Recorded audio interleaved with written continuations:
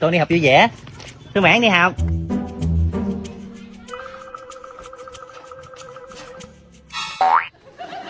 Ê chị kia, làm gì vậy?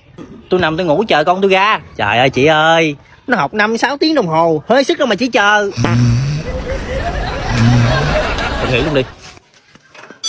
Nay đi học vui ha. Nhanh con trai. Thôi mẹ tao tới rồi, tao về nha. Mẹ ơi, sao mẹ chưa đón nữa ta?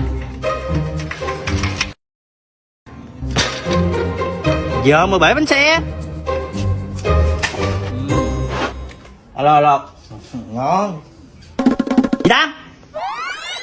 Gì vậy? Vô can bài chơi. Mắc cướp con rồi. Một bài có bao lâu đâu. Tao đã nói là không. Tôi không còn yêu em nữa.